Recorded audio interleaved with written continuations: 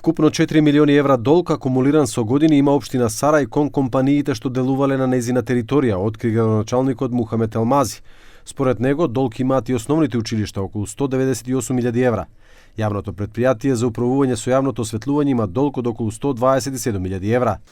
Nga të dhënat e dalura nga dita e sodit, mund të themi lirisht se borxhi i komunës Saraj, flas si komunë, nga të dhënat e reja të azhuruara është 3 milion euro.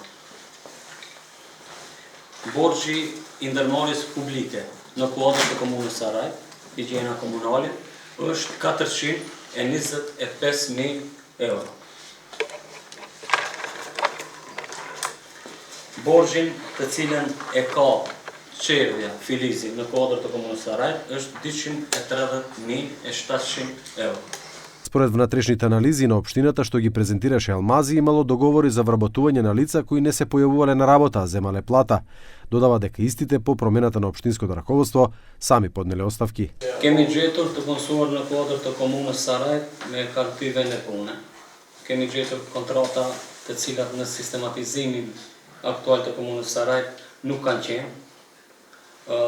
E ceka edhe më lartë kur paraqita tekstin para jush, me thonë, kemi gjetë kontrata të cilat persona as që ndonjëherë janë paraqitur në objektin e komunës Saraj dhe të njëjtit shumica prej tyre që nga dita parë vetë kanë ardhur dhe kanë ndërheqje.